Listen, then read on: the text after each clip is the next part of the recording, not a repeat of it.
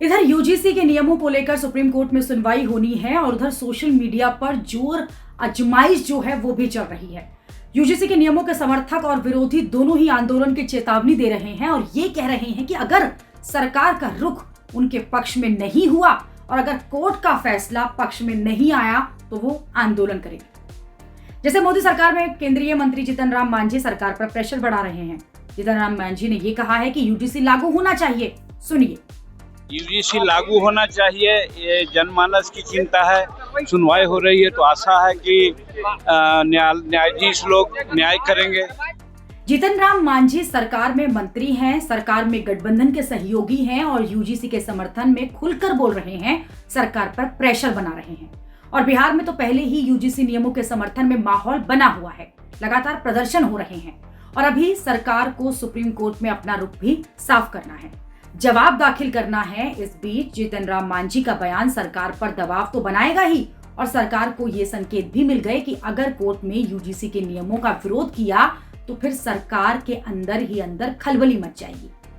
इधर जीतन राम मांझी खुलकर यूजीसी के नए नियमों का वकालत कर रहे हैं, उधर बिहार में बीजेपी के अपर कास्ट नेता चुप हैं, कोई कुछ नहीं बोल रहा, इसलिए सवर्ण समाज उनसे नाराज है।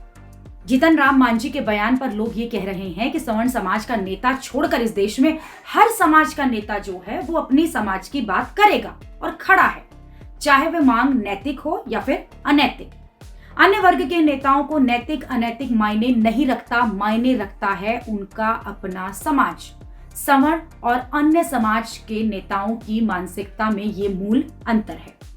यूजीसी के नए नियमों के समर्थन में सरकार पर दबाव बनाने के लिए कांग्रेस के नेता भी जुट गए हैं।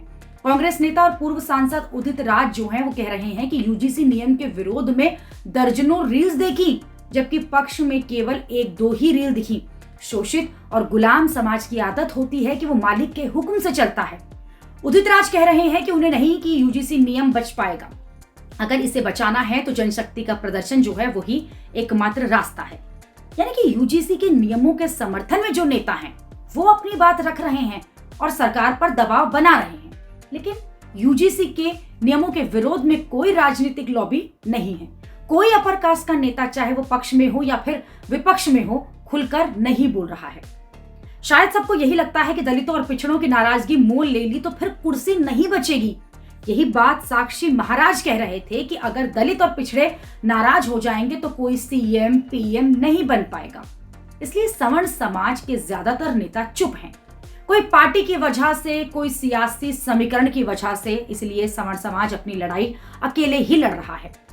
इधर यूजीसी के नियमों के विरोध में सवर्ण समाज ने भी जयपुर में 18 मार्च को बड़ा प्रदर्शन किया था। दिल्ली में तो सवर्ण समाज के प्रदर्शन को रोक दिया गया था, लेकिन जयपुर में सवर्णों ने एकजुट होकर अपनी ताकत जो है वो दिखाई।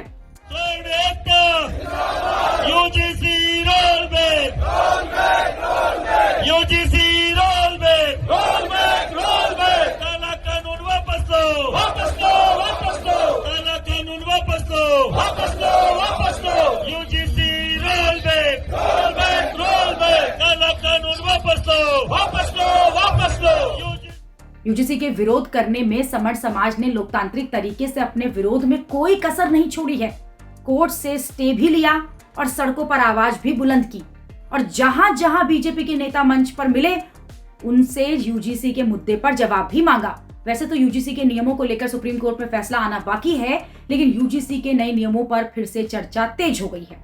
यूपी में बीजेपी के सहयोगी ओम प्रकाश राजभर ने भी बयान दिया है। ओम प्रकाश राजभर कह रहे हैं कि ये अदालत के ऊपर है, कोर्ट जो भी फैसला देगा उसे सब मानेंगे। कोर्ट इसलिए ही बनी है कि दोनों पक्षों को सुनकर जो फैसला आएगा उसको दोनों पक्ष मानेंगे। सरकार भी कोर्ट के सामने अपना पक्ष रखेगी, दोनों ओर से अपनी बात कही जाएगी। इसी तरह बिहार में मंत्री अशोक चौधरी हैं। अशोक चौधरी कह रहे हैं कि यह मामूली कानूनी मामला है और सुप्रीम कोर्ट को तय करने दीजिए। कुल मिलाकर यूजीसी के मामले में अभी यथास्थिति ही बनी हुई है।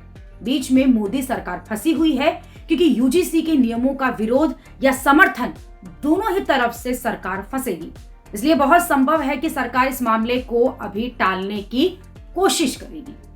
सरकार यही कोशिश करेगी कि इस मामले को जितना टाला जाए उतना अच्छा होगा।